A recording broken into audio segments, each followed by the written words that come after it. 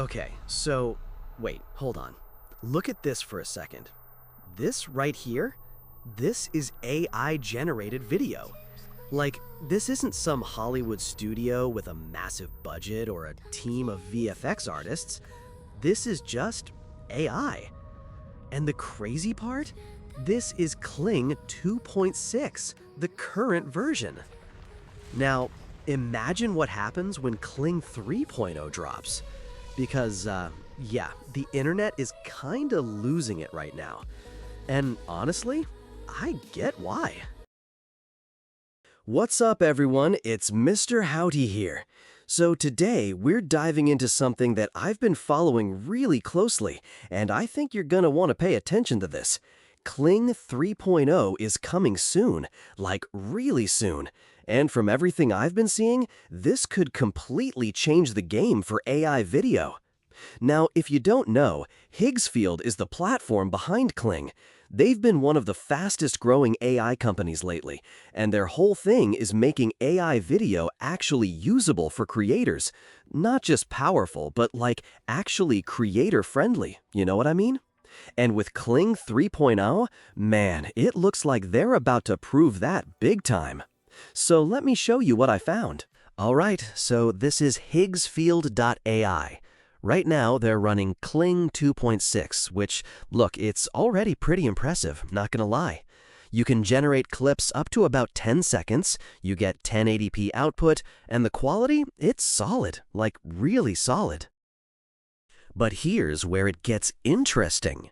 If you've been on Twitter lately, or Reddit, or literally any AI creator Discord, people have been buzzing about Kling 3.0, like everyone's talking about it. And I went down a bit of a rabbit hole researching this, so let me break down what we actually know so far, what people are expecting, and why this could be like a legitimately big deal. Okay. So Higgsfield actually put together this whole blog post gathering expectations and user discussions around Kling 3.0. And when I read through this, I was like, okay, yeah, I'm hyped. Look at some of these sections.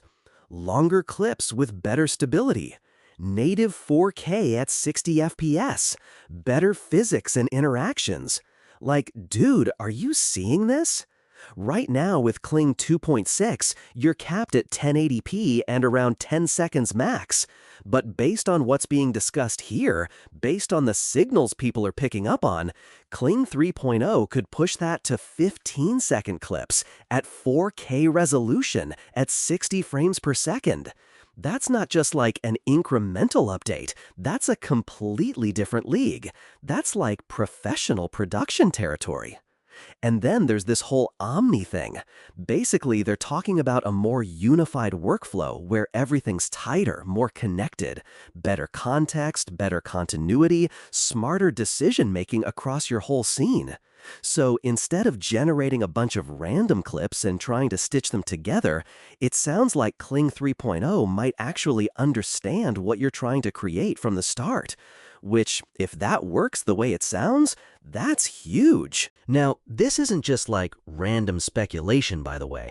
Higgsfield themselves have been teasing this on Twitter. Like, look at this post. They're clearly building up to something.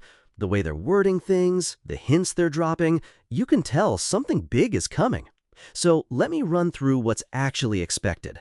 And again, these aren't like official confirmed specs, but based on the pattern we're seeing, first, Kling 3.0 video, next-gen generation quality. We're talking cleaner realism, smoother motion, way better shot-to-shot coherence. The goal seems to be production-ready outputs, not just cool AI experiment quality, but like actually usable professional-level stuff. Second, Kling 3.0 Omni. That's the unified workflow I mentioned. Better context, better continuity, smarter AI that actually remembers what you're trying to do across your whole project. Third, and this is big, 4K at 60 FPS, native 4K output. That's a massive jump from the current 1080p cap, and it basically means Kling would be viable for serious video production. Fourth, longer clips with better stability. Going from 10 seconds to potentially 15 doesn't sound like much, but in AI video, every extra second matters. And the key is that characters stay consistent, scenes don't break apart halfway through. That's what creators actually need. Fifth, macro shots with way better detail. Close-ups are really hard for AI right now. Textures, fine details like skin and fabric, that stuff usually falls apart. Kling 3.0 is expected to handle that way better. And sixth, better physics and interactions. This is honestly the one I'm most curious about. Hands touching objects, people hugging, complex movements. AI really struggles with that right now. You get weird glitches, things melting together. We don't talk about what happens with fingers. But if Kling 3.0 can actually fix contact moments and make object handling more believable, so where does that leave Kling 2.6? Look, it's still really good. These examples you're seeing right now, all Kling 2.6. 10-second clips, 1080p, strong visual quality. It works. But you can see where it hits limits, right? Motion consistency breaks down in complex scenes. You can't really push past 10 seconds without things getting unstable. And for anything professional, 1080p just doesn't cut it anymore. That's why Kling 3.0 matters. It's not just about shinier outputs or flashier effects. It's about removing the limits that actually frustrate creators right now. It's about making AI video genuinely production ready. And based on everything I've seen, it looks like that's exactly what they're going for. All right, so here's what you need to do. Higgsfield is letting creators sign up for early access to Kling 3.0 right now, and honestly, you want to be in that first wave.